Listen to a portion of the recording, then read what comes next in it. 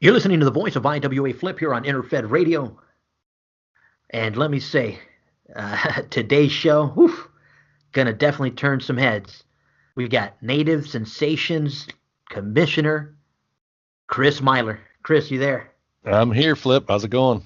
Oh man, going well, going well. Uh, now the NSL has been the topic of conversation throughout the IWA, and I just want to go ahead and start by giving you the stage and just congratulations and on what you've done there to turn something that was a bit of a controversy into a big positive for the IWA. And I said, you want to go ahead and talk a little on what went down with you taking over? Well, I was in the NSL. It was me, Kevin DeFranco, and I think Randy Angel. I don't know if Bags was there, and maybe one other in leaguer. I don't recognize I've seen him anywhere else in the IWA, but we were just minding our own business, doing our own thing, and then one day we get our bulletin and it's got Randy Savage on it, and just kind of rubbed a few of us the wrong way. Kevin DeFranco, just because he was in NSL since number one, and he refers to that as his league. It rubbed him that way, the wrong way. It rubbed me the wrong way just because, like, the Native American culture is strong in the area that I live. And, we just have everybody, like, erasing it from our history books, and it rubbed me the wrong way, and I decided I wanted to honor it.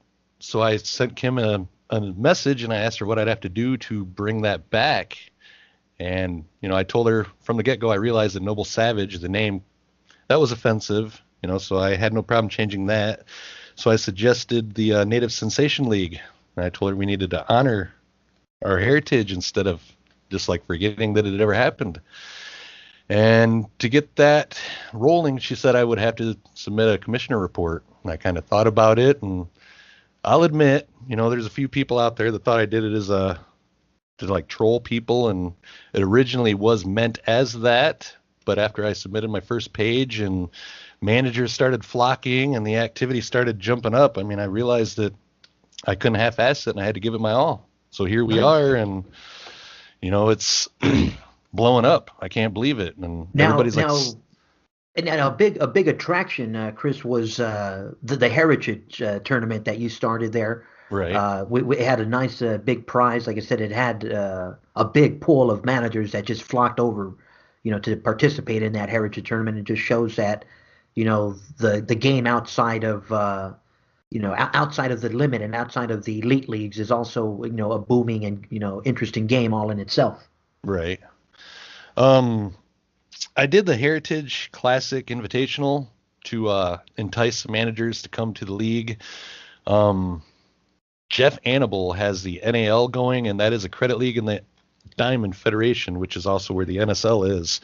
So I kind of wanted to offer some sort of incentive, to like bring some people to my league. And I was talking to a lot of the managers, and first it was just going to be for like a belt or some free matches or something. And, everybody was suggesting cash, like a credit. So that's why we went with the $100, and everybody paid $6 to enter because, I'll admit, I kind of took the concept from Jeff Annable. I liked what he did with it. It was something that I hadn't seen in the IWA, and it was better than your standard traditional tournament.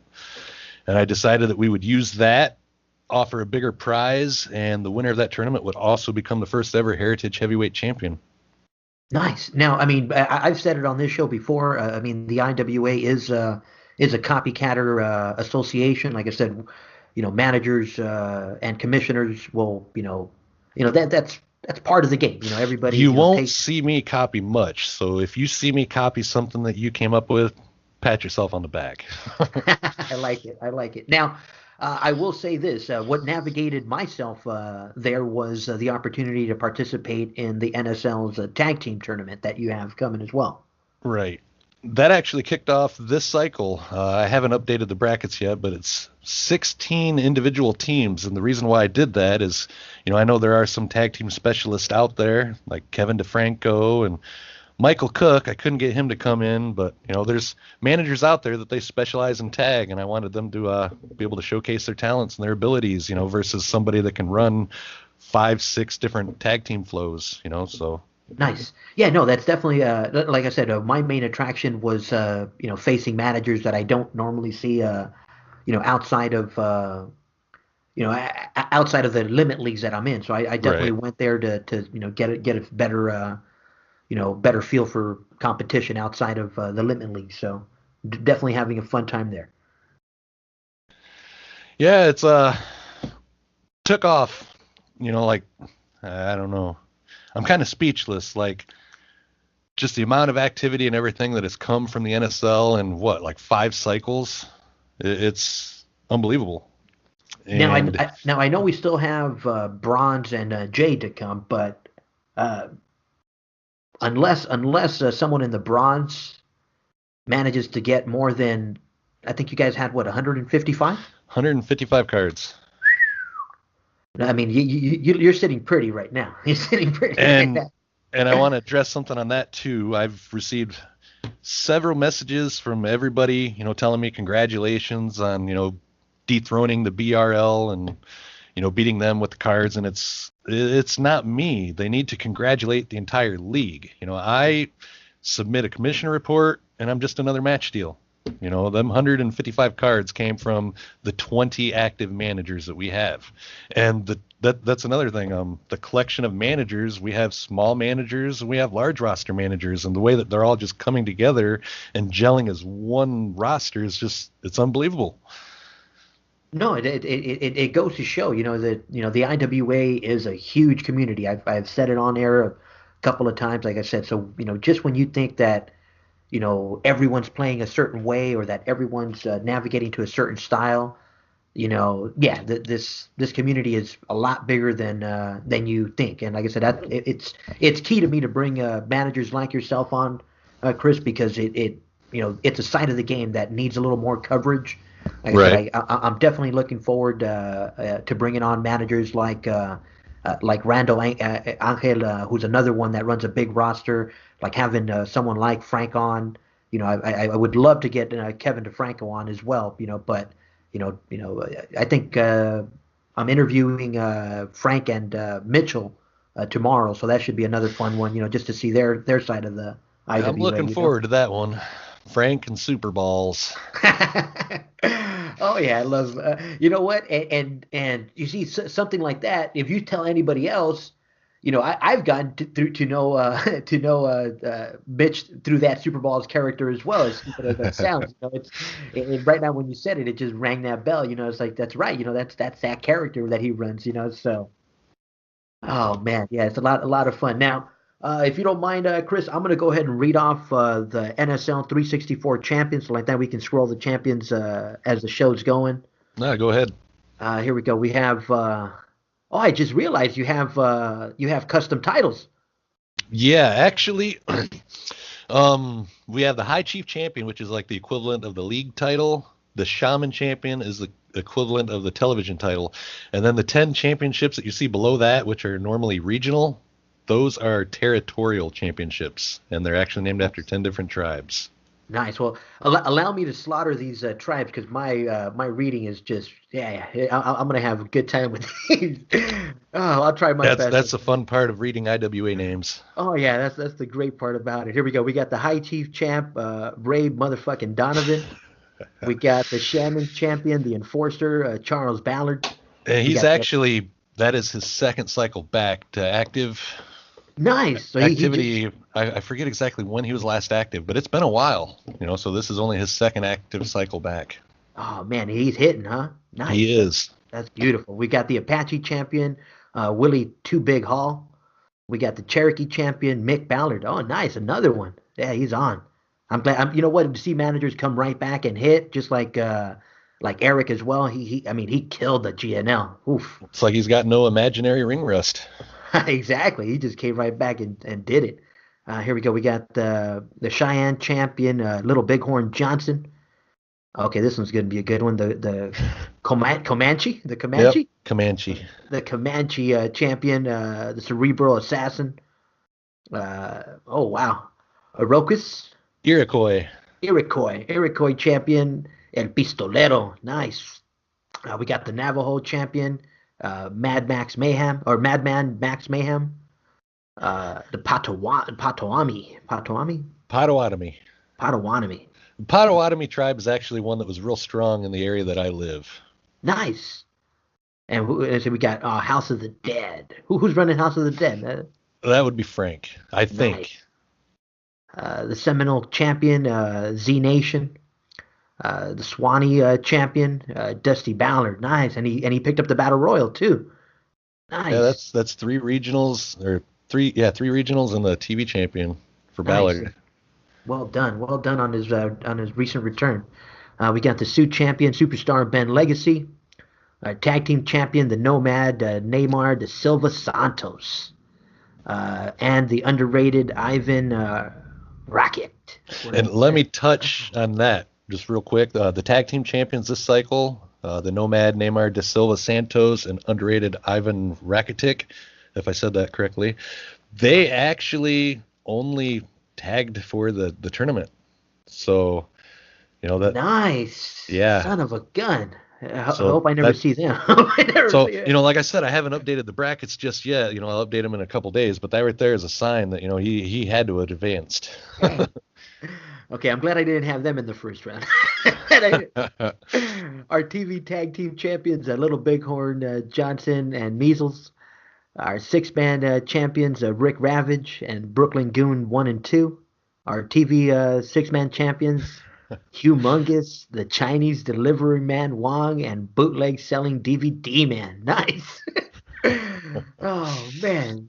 So that rounds off our champions for 364. Let's see here. Now, Chris, you allowed transfers, or transfers were free when you. I I originally asked for transfers for the first three cycles, and they went ahead and gave me the go ahead on that. And the more I got to thinking about it, I just asked if we can have free transfers until further notice, and she gave me the thumbs up. So until Nice, further notice, we will have free transfers in the NSL. So if you want to nice. give it a shot, you got nothing to lose. Now it has made for a nice mix at the top 10. Let me just go ahead and go over the top 10 right now. We got top 10 Apollo Ace, number 9 Herpes, number 8 Homicidal Ham Arum, number 7 Ebola, number 6 Motor City Maniac, number 5 Suicidal Scott Argent, excuse me. We got oh man, we got some of the Ariana Grandes here. We got Kyle Rayner and Hardcore Tyrone. Oh wait a minute, that's not Ariana Grande. That's AGF. Yeah, I guess they've been in the NSL since cycle number 1, is what Kevin DeFranco told me. Nice. You see, and it's interesting to find managers that are just well grounded in their league. That's a new one. I hadn't even seen them around. I could be wrong, but I don't know if AGF is in any other league in the IWA. Huh. Interesting.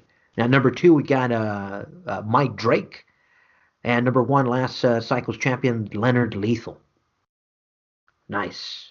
So, and like I said, I mean, I know we got the two tournaments, the Heritage. I mean, not the two tournaments. We got the Heritage Classic and the Tag Tournament. There. Any thoughts for the future? Uh, I'm been brainstorming, and thing is, I see a lot of leagues just run tournaments over and over and over, and I know a lot of people like tournaments, but I just I don't want to beat a dead horse. I don't want to overdo something, and like the Classic, you got Jeff. He runs it like nonstop in the NAL. When one ends, he starts another one, and it's like, more power to him. I don't know for sure if I'm going to do that just yet. I realize it's something special. I don't want to wear it out, if that makes sense. No, no, no, definitely. Now, Chris, before we went on air, you did mention your recent migration to some of the limit leagues Right. to showcase your trash talk side. And like I said, I definitely welcome getting your characters into the GNL this past cycle was fun because I worked them in somehow. Funny thing about that is two of those characters are actually guys I've never trash talked with before. So that's like something I've never even done before. I mean, usually if you see me trash talking in league, it's $1 million miler. And the reason why that is, I've just been doing it for so long. It's just easy to be the cocky, arrogant, rich guy, that just walks out there and talks shit to everybody. Nice. It's different to like start with a different character that you know nothing about, and like the Bad Seed Ryan Right. Greed. You read his stuff, it's I don't know. I've never done anything like that before. No, But and it lends itself to, kind of the way I play, where I navigate my characters and my cast, to make cameos in certain leagues. And, as much as I would love to stay in one league and play there my entire life, it just, the way my play style, it doesn't allow for it, to happen too often. I definitely like, I call them cameos. I like going from one league, make a cameo for an angle up to the pay-per-view, and then, if it allows, if it works out, hey, I'll stick around. Like for instance, right now with my current migration to the NSL, I reached out to one of the managers there, and it was a manager that I have never really worked with, so I told him, hey, what are you working with? What do you got? And we're working an angle, and hopefully that allows me to stick around in the NSL longer. Because I don't think I'm going to go too far in the tournament, to be honest. But and that's the beauty of the game, because leagues like yourselves, allow transfers. It just allows me to migrate there for a short period, for an angle, for a short stay, and if things work out, maybe work a few angles with a certain manager. yeah, um, I totally get what you're saying. Like when I came back, I actually joined the NAL. As much as me and the commissioner there have butted heads over the years, I decided to give it a shot. And Mark Duchesne was there, so I came back and just kind of surprised him with a sneak attack. That's something else that me and you kind of hit on earlier. I don't like people knowing that I'm coming to a league. I just like to show up, trash talk, and kind of like how you'd see back in the old days when Scott Hall and Kevin Nash would show up on Nitro. Like the surprise of or the element of surprise, I guess. But I think I was only there for like maybe 4 or 5 cycles till I kind of got bored with it. Like our feud kind of ran its course. Duchesne kicked my ass, and it was time for me to hit the road. Yeah, I mean but the current IWA allows for that because there Right. there are there are a lot of nice leagues out there, and I'm enjoying my cameos right now in the BBL, in the ASL, in the GNL, and you know depending on their time frame and their the different commissioners that are there, I'll work as long as they're willing to. It's funny. It sounds like this, but I'll work as long as they're willing to work. Because that's just like the way the promotion works. I've been watching the GNL since number one, and I've liked what they've had going on. I've thought about going a couple different times, but I didn't want to step on the toes of a certain stablemate, Christopher Stevens. He kind of seemed to be doing enough damage there himself. But I don't know. I'm just kind of getting to the point now to where I can't watch from the sidelines anymore. I got to get involved. So that's why I sent 3 guys there this cycle, and I hope to make an impact. Yeah, no, like I said, it was fun seeing some new faces on that title page because, like I said, it definitely adds to the mix. And the same thing goes with the BBL. I sent 6 guys there. Funny thing is, I took over as NSL commissioner, and I thought about dropping Gold Federation altogether, just to kind of give me that whole week to work on my NSL. But it seems like Gold is my best federation, and I won Gold Fed just the cycle I was thinking about it, and when that happened, I'm like, screw it, I'm not leaving Gold, and I actually added another Gold Fed or another Gold League, and it was the BBL. I figured I'd go there and kind of support the BBL and try to get that into the top 10 leagues, and I sent in some trash talk there, and we'll see what happens. Now, in terms of your characters, are there, Chris? Now, Myler or Million Dollar Myler, it's the same character going from league to league. Right. It's Perfect. same $1 million miler that you've seen roaming the title pages across the IWA since 1996. Beautiful. I love it. I mean, I mean, I see it like what's that one Japanese guy, Ultimo Dragon or whatever, with all the belts. Right. It Yeah. just builds to his legacy He throughout had the like years. 9 belts at one time. I remember when Sonny Nice. Ono had to help him carry them all.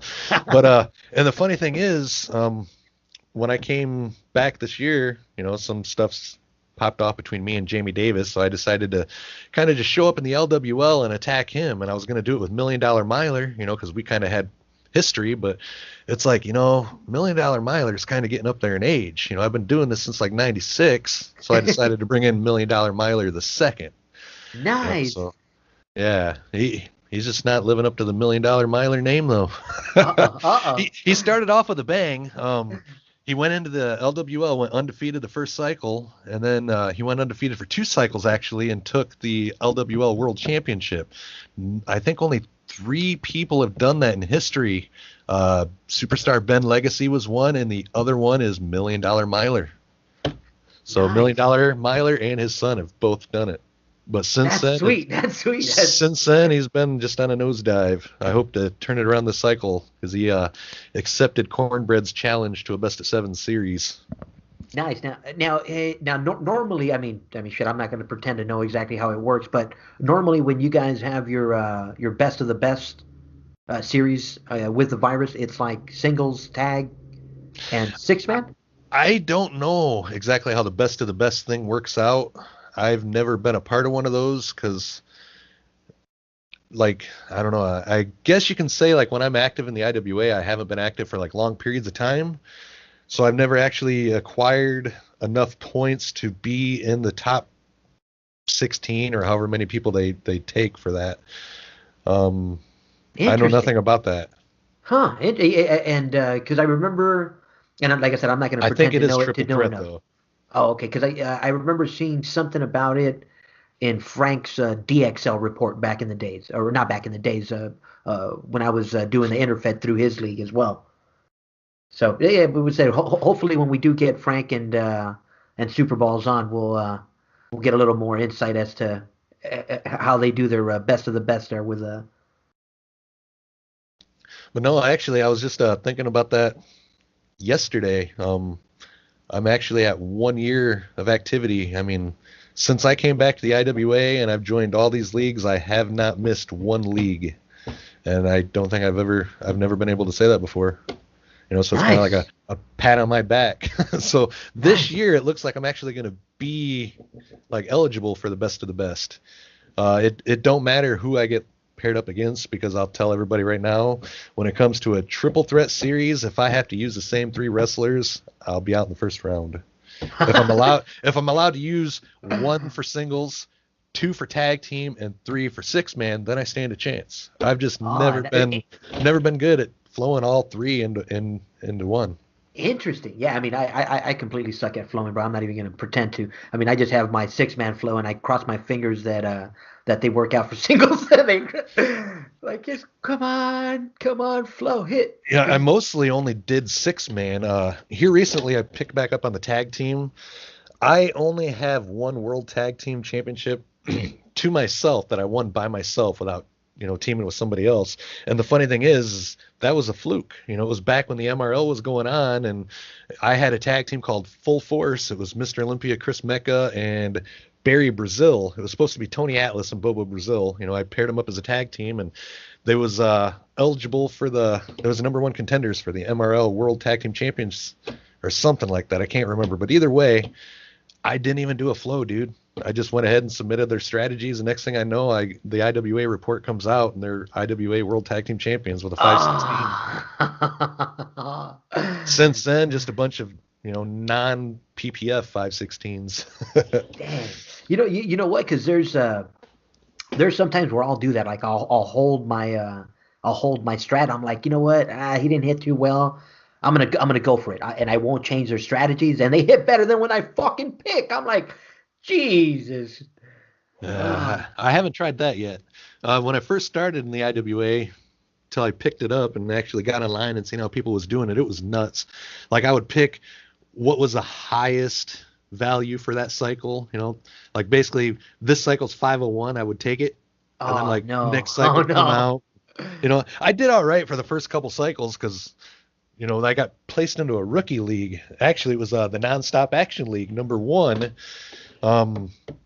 Not the Cash League. I actually brought the Cash League back later on and then kind of just handed it off. But, yeah, I actually won a Central title my second cycle, and then I won the League Championship the third cycle, and I retained it. So it was like, I joined the IWA because I wanted to win a belt, and it was like within 3 cycles I won a plaque. It was nuts. Nice. I've tried different strategy variations, I guess you could say, but I've never. I don't think I've ever kept the same strategy for more than one cycle. Huh. Yeah, no, I think I'm getting tired of not having a plaque. I think I'm just gonna go to my local award store and just, have one made or something. I burned all my plaques just No recently. way. It Oh was man. a few years ago. I burned them all just because some of them was getting kind of like they was sitting around in my closet and in boxes and in basements and stuff. They was kind of getting in bad shape, and I didn't want like my friends picking them up, be like, "Hey man, where'd you win this at?" What, King of the Ring? And it's like, yeah.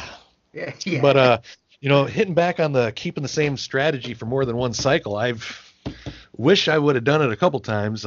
Kevin DeFranco in the NSL, it seems like every single time that he goes inactive, he hits high.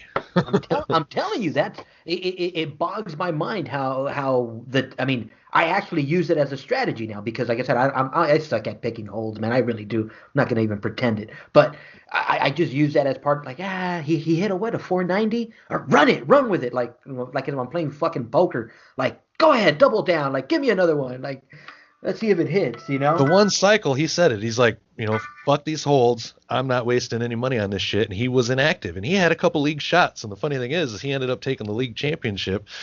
Um, well, shit. He already had the league championship, but he went ahead and fucking, went inactive anyways. He retained it, won Oh, free matches for retaining, and then he also oh, retained the tag team championships and the six-man championships. I forget exactly what it was. I think it was like 20 something free matches that he won, and he was oh, that inactive. that makes me sick. That makes me sick. Yeah. Yeah. Oh If I was man. to keep the same strategy, I'd probably hit worse than when I change it. You'll be surprised, man. I was using that strategy in the AWL, and it was working because I had one fighter. I was only in there with one wrestler, and every other cycle I would change it. And as stupid as it sounds, brother, it was working, and I was like, this can't be like this, not like this. Like, yeah, it had me questioning even more how the IWA's rhythm and how the flow worked out. Like, Another another thing that I do is I've noticed when I usually hit really good, it's like on my fourth or fifth strategy, and it's always like that. Like so many times I've hit a 501 and it not be on a league shot. ah, So now when I actually like am arranging my strategies, like I still write down, like I think this is going to be the number one strategy. I think this is going to be the second best one, and I still like write them out like that. But I'll still take that like fourth strategy, and before and I you send it and in, that's my first strat.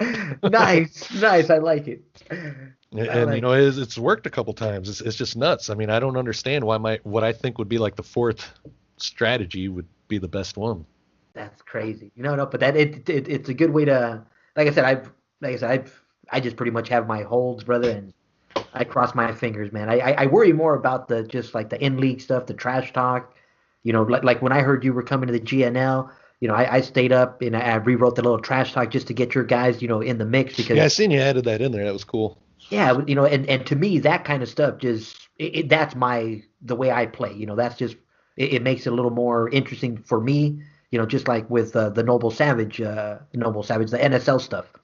It kind of makes it a little more believable too. I mean, like you watch Raw, you don't have like the same people going down and beating the same people up every single week. I mean, it's kind of like Roman Reigns. He'd get his ass kicked one week, and then the next week he's the one kicking ass. It's kind of nice to see both sides get involved and actually be able to push each other's wrestlers and make them look good. Oh yeah, no, I mean that I live and die for that stuff, man. I mean, like I said, I know sometimes and I'll say this not in a nice way because not everybody has access to the technology that you have that I have. So I don't want to just be like, oh, here's my stuff and just overwhelm people with just all my stuff. So it's important for me to get other managers involved and incorporate them in my stuff because if not, my stuff it doesn't work. Well, that and you can only talk about so much. Right. Oh yeah. No, definitely. I mean, a habit I'm starting to notice right now. Another reason I did the bad seed character in the hotel room with the prostitute and the cocaine is because it's something I've never done before. I mean, Million Dollar Miler, he's either backstage, he's riding in a limo, or he's walking down to the ring. I mean, it's like I'm kind of getting bored with it, and Like, it's like, but let me it switch it fits up. that character. Oh yeah, no, it came out well, and even now you also have humongous in a couple of spots. Humongous is a name that I actually came up with. I don't know. I was probably like 18 years old. Um, doing the whole wrestling thing. I was a referee for an independent organization, and that was just a name that I came up with. I just have a few names that I came up with that I wanted to give to wrestlers. Some of them was used, some of them wasn't. And Humongous is one of them.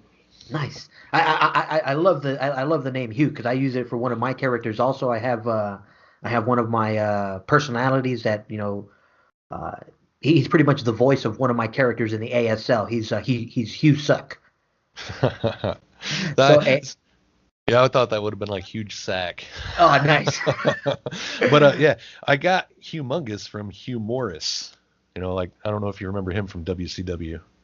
No, it's not ringing. I mean, I go on air all the General time. General Rection, No. and that was his name after that. And last I knew, he was down in NXT training them. Bill DeMott, that's his name. Bill DeMott.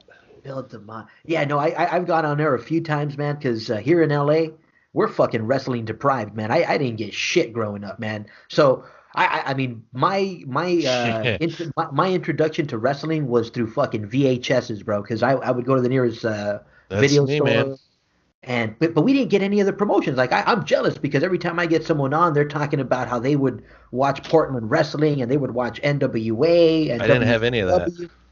Yeah, no, We I missed had out.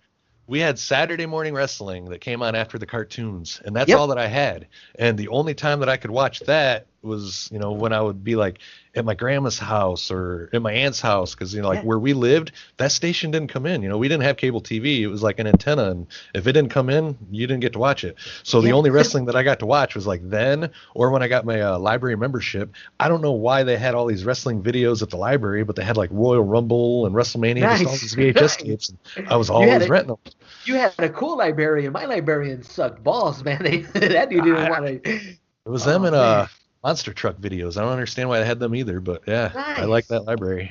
But yeah, Yeah. I mean that was the only wrestling I had, and everybody else had like NWA and USWA and all this other shit. And it's like I had wrestling magazines and IWA bulletins. Nice.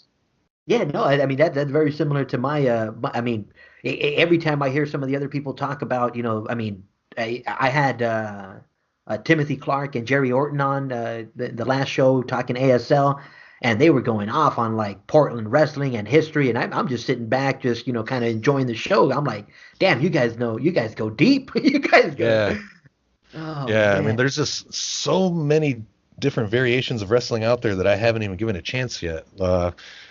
Derek Tuttle, Randy Angel, they both have like told me different promotions I need to like check out, and I haven't given any of them a shot yet. Actually, the only one that I haven't given a shot is Lucha Underground. I never watched any of that just because I don't know, flipping through channels, it came on one night, I put it on there, and I don't know, I couldn't get behind it. So I just like changed the channel. I don't know if I didn't like the small arena or if it was the masked wrestlers or what. I never really liked them when I was younger. Same with like Ultimo Dragon and Kayabushi and some of those other like people from New Japan. I just never really cared for masked wrestlers, but I watched a couple episodes of it, and the way that they're doing it, like the production, the cut scenes, making it look like a movie. It's just like, this is kind of what I had in mind with the NSL. nice. so so I like seen they had it on Netflix, and I've like watched all of them that they got on there, and I'm just waiting for more to like come on Netflix because I got Xfinity, and for whatever reason we don't have the channel that Lucha That it Underground normally is airs on. down. Yeah. Yeah, no, So I mean, oh yeah, no, I definitely watched a few of the. I think I watched season one and two, and yeah, no, like I said, it definitely adds a different twist, different feel to the promotion. oh yeah, definitely. Yeah, no, I mean, I think we talked off air in terms of I mean, I missed out about the WWF, WWE, Right. that before you had that mystery, you had that uneasy feeling that something could happen at any given moment. And now with social media and the whole signing of contracts and everything happens at an instant that it takes away that that surprise element. Right. And I don't know if it's just because, I'm such a big wrestling fan or been watching it for so many years or, worked with an independent organization. I don't know, but it's like, even if it hasn't been reported, I see stuff happening as it's happening. Numerous times my wife tells me, she's like, you should write this shit. Because it's like, I call it all the time. Like, and in a way, it takes the fun out of it for me, because it's just like, it's not enjoyable if you know what's going to happen. Yeah, no, like I said, I mean that's the one thing about working angles. In some cases, like right now with the NSL stuff, in trying to be, trying to give, in this case, Big Marchand, trying to give him a surprise, so when that new bulletin comes out without, because at the same time you want the continuity with the angles. So it's like Right. I didn't want to run it by him, so I was just kind of like, okay, I hope this goes through well. It's kind of So what I just did with Les McCarver this cycle in the NSL when a $1 million miler attacked superstar Ben Legacy in the backstage area. nice. Yeah, no, and you hope it goes well. You hope, like I said, most of the managers there, like you said, in talking with him, I know his style and I know what kind of angle he wants to work. So I was like, all right, cool. Let's rock for a few angles, man. Let's do this. Right. Oh yeah, man, a lot of fun there, a lot of Some of fun. the best feuds in the IWA are actually like it's kind of like a what do you call it? A team effort between the both of you.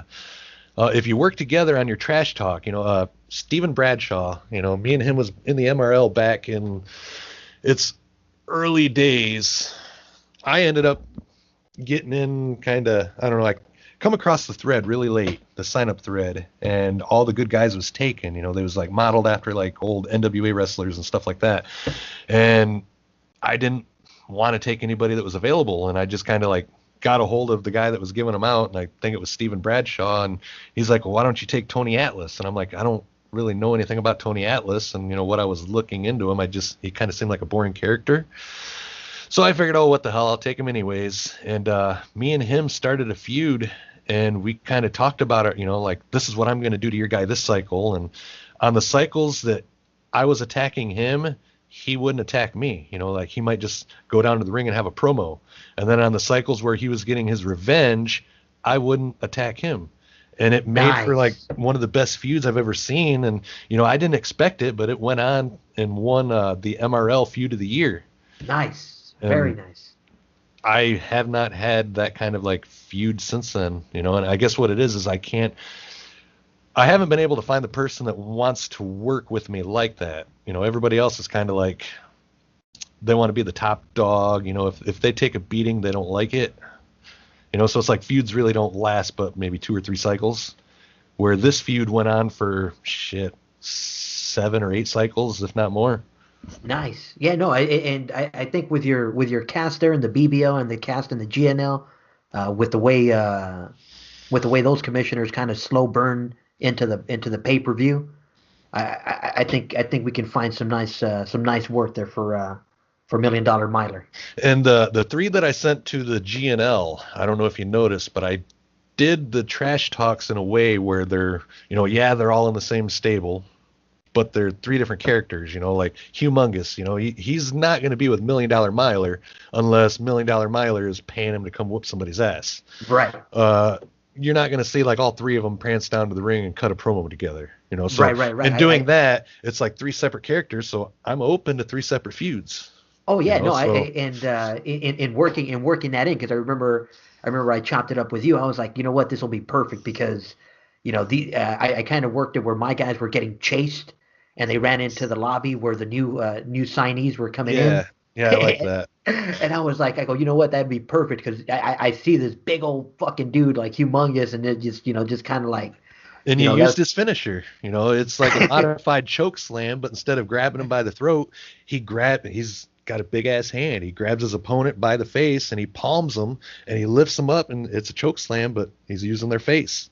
Oh yeah, no. So that kind of helped, keep those two characters kind of divided. Even though they're going to be, like you said, in the same stable, but that's a whole different. Doesn't mean the in league stuff has to. Right. It's kind of the same way that Jim Blazer uses his Blazer Corp. Because he has his 3 guys there in the GNL, but two of them are, scumbags, and one of them is this like goody two shoe, good American boy, and it's just kind of like it's perfect to have those, contradicting characters there. Right. Nice. Now, Chris, before we get any further, I mean, is there anything else you want to cover in terms of the Native Sensation League? Anything else? Actually, yeah. It almost slipped my mind. I can't believe it. I told you I wanted to fucking hit on this, but I was just flipping through the bulletin and one more thing popped up. I kind of felt that the NSL deserved a little more, so I did a little thinking, and I wanted to give back to the 20 or so managers that have come to the NSL and given me their support. We get 20 free matches to a league champion. I just kind of felt like it wasn't enough. So I did some digging, and I started with the specialty leagues, and I noticed there was a couple of Asiatic leagues that looked like they was about ready to die. I mean, I'm talking like really low cards. It looked like there might have only been one manager active, but I've heard that if there's only one manager active, they'll merge the leagues. So I know there's got to at least be two. But I sent Kim a message, and I'm like, hey, is there a way, I know you guys just set these in stone a few cycles back and, whatnot, but is there any way that we would be able to like take the Asiatic status from one of these leagues, like email them or whatever and see if there's any managers that would have a problem with it? And she emailed me back and said that they really didn't want to put all their eggs in one basket when it come to leagues having specialty status. And then she went on to ask why I wanted it to have Asiatic status and not American. And at that point, I really didn't even look at it that way. I was just looking at, I wouldn't have wanted to take American status away from like a league that was deserving of it, that had people trash talking, that has an active commissioner or whatnot. So I just told her, this league, it's about dead. And then she said something about seeing what she could do, and I really didn't know what she was meaning by that. And next thing I know, I get an email from her letting me know that she emailed the managers of the APL League, the Action Packed League, and none of the managers but one had any issues with her taking the specialty status away and giving it to us. And that manager is Michael Cook.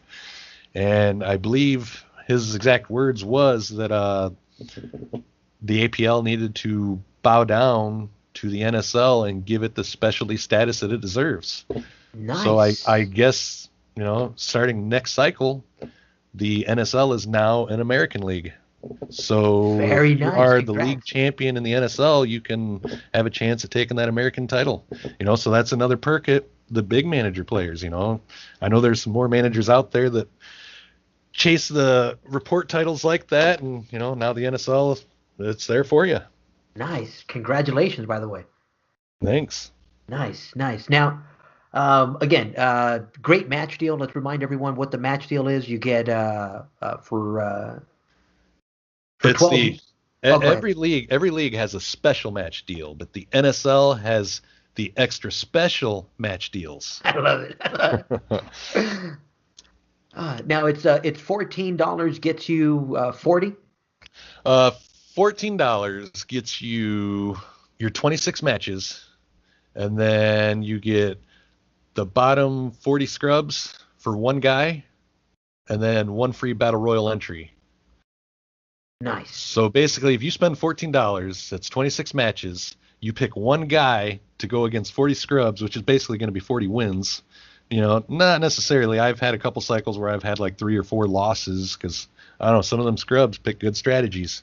And then you can pick another guy to enter in the battle royal. It don't have to be the same guy. It can be a different guy. But the only stipulation on that is if you take like say 2 $14 deals, you can't have one guy go against the bottom 80 people. You would have to send 2 people against the bottom 40. Nice. And then the thing is, if you don't want to spend 14, we still have that $12 deal. But it's still an extra special $12 deal because you get 30 scrubs instead of the 20, and you still get that one free battle royal entry. Sweet. The only thing is, when you take these deals, you have to specify that, Kim, I'm taking the $12 deal. Please give me the 30 scrubs against this guy, and, please enter this guy in the battle royal. She told me that they cannot honor that and give somebody 40 scrubs if they don't specify they're taking the $14 deal. Uh, Nice. it is what it is, I guess. That's good to know. That's definitely good to know. She says it pays. It pays to pay attention. That's what Definitely. Kim said. I like that. I like that. It pays to pay attention. Oh man. Now, Chris, I'm going to go ahead and sign us off right there. Like I said, is there anything, any last words, any last shout outs? Uh, I did have some shout outs that I wanted to shout out, but we kind of shot the shit for like an hour and a half before we went on the air. I kind of forgot what all I was going to hit on. uh, Nothing really that I can think of off the top of my mind.